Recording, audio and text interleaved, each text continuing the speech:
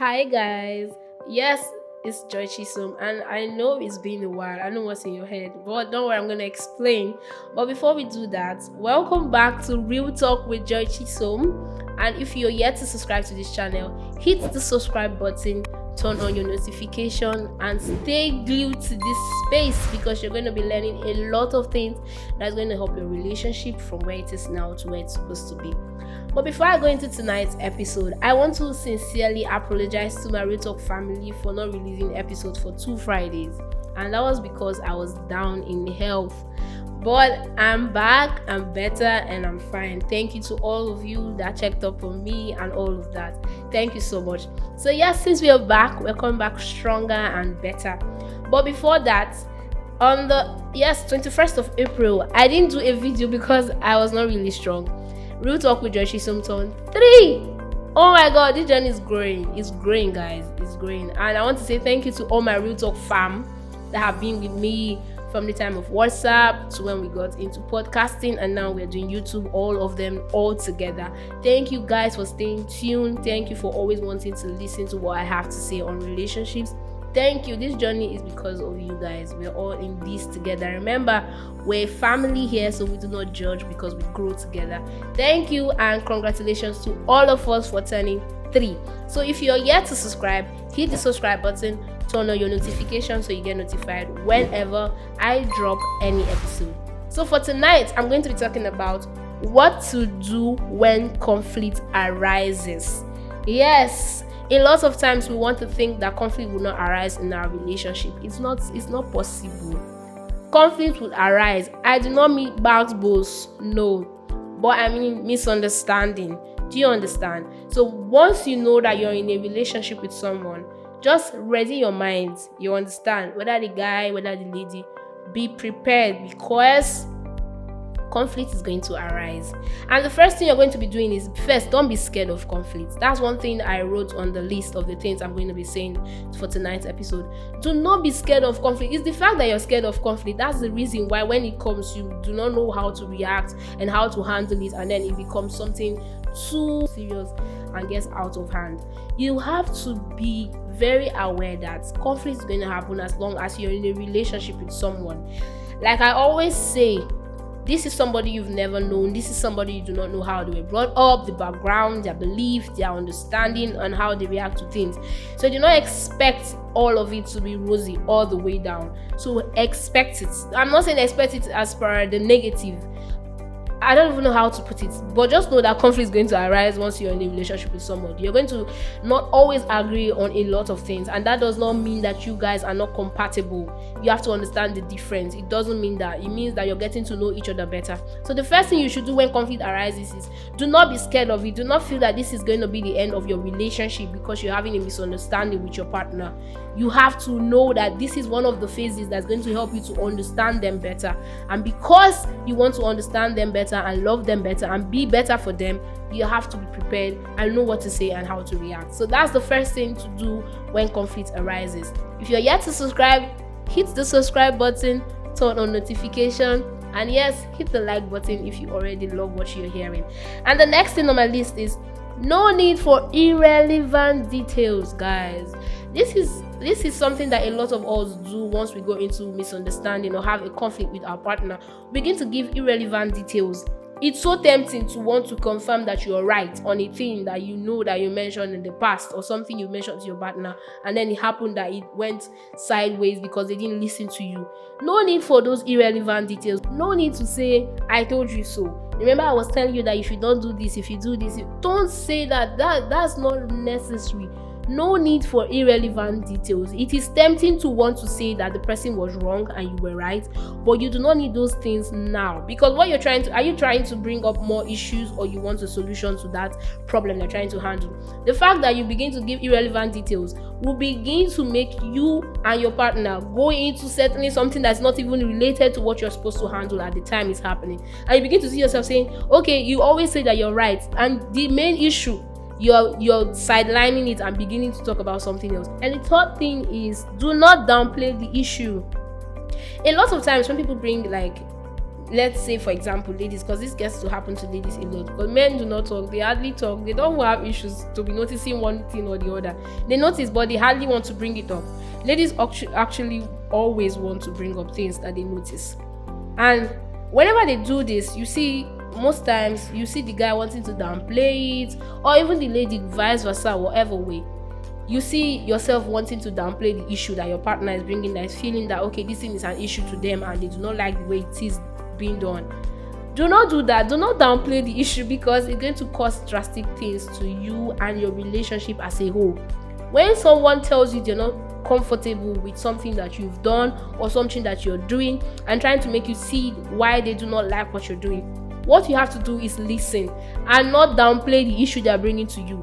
It might not be an issue to you, but it's an issue to them. So at that point, you have to listen and understand from their perspective why it's an issue. Being able to understand them would make it easier for you to be able to relate to the situation that they're bringing out in front of you. But when you do not relate to them, when you do not even listen, then you cannot be able to explain your part of the whole story or make them see why they should not see that thing in that manner or in that way. So the third thing you should do when conflict arises is do not downplay the issue. Do not. Your acknowledgement to what your partner is saying is going to help a lot to making them know that what they are saying to you is important to you as much as it is important to them. So do not downplay the issue. Listen, acknowledge, and let them know that this particular thing they're talking about that is important to them is also important to you. Understand their perspective and do not judge them right from the beginning of the conversation. Just say, no, that's not what I meant. That's not how I meant it to be, or that's not my intention. The moment you cut them short of expressing themselves, make it difficult for them to want to bring up things to you next time. Remember the last episode we talked about this. So when conflict arises, do not downplay the issue. Do not feel like, is it this thing that's making you to be acting up? Is it this thing that's making you to carry your face? Is it this thing that's getting you nice? Okay. You do not even listen to understand where they're coming from. So you begin to amend from your side if you're the one that's at fault or anything, and you both will see the reason why, okay, let's work on it together, let's work on it on your part or on my part. You just shut the person up and feel that it's not necessary, please just rest, your matter is not matter. It's not right, because this is somebody that you're deciding to be with. You need to understand every pattern they think, every way they reason things. If you do not understand how they reason things and how they see things, it's going to be difficult for you to be able to relate with them and understand them as a person. And remember, this is somebody you want to do lifetime with. So imagine when you don't understand the person you're doing lifetime with, when they are acting in a way you just feel that this person is just acting up, and you do not know that it's because you've not taken your time to listen, to acknowledge them when they come to you with issues. That's why you're unable to understand them. So when conflict arises, when somebody, either the man or the lady, is bringing up an issue, do not downplay it. Do not feel that this is not something we should be talking about now. Especially men do this a lot. They'll be like, is it this we want to talk about now? This is not something that we should talk about now. It's okay, okay, I've heard you. Just because they feel like, I don't have strength to talk. I don't have strength for all of this nagging and all of that. They begin to term it as nagging. So do not be that kind of person that when they bring up an issue to you, just begin to say, you nag a lot, you talk about a lot of things, you quarrel a lot, you just want to have issues, you just want us to fight. Nobody wants to fight with you. Fight with you that what now? Is it wrestling? We're not doing wrestling now. Are you an opponent? You're not my opponent, you're my partner. So because you're my partner, I need to bring up things that I know would help a relationship to go to the next level. So do not feel that somebody's nagging at you, somebody's coming to always want to pinpoint something or just make you feel irritated. No. Do not downplay issues when they come to you. Do not feel that it's not something important, because the person that is hot knows where it's pinching them. The next thing is, do not attack each other, attack the problem. See this thing? Jesus, it's difficult to do. Because at that point, you know that you're the one that did this. You know I told you not to do that. You know this, that. You're not talking about the issue. You're telling your partner, you know this, you know that. You're attacking them. Your problem is not your partner. Your problem is the issue. You should not see your partner as the problem. When you see them as the problem, you attack them. Why are you attacking them? Are they your enemy? They're not your enemy. So when conflict arises in your relationship, when there's misunderstanding, do not attack your partner. Mr. A, Mr. B, do not attack your partner. The ladies, do not attack your partner. Do not tell your man how somebody else is doing it when they tell them issues. Don't do that. You're attacking. And once you come with an attack, the other person would always want to defend. Let's take, for example, when something comes across your face, just immediately your eyes begin to respond because it's trying to protect itself. That's what happens with your partner when you come with the mode of attacking instead of bringing the issue before them. Remember, your partner is not the issue. It is the problem at hand that you need to solve. So rather than attacking your partner, both of you should have the strength that you want to use and fight each other and attack each other. Carry that strength like that and attack the problem in that problem at that point.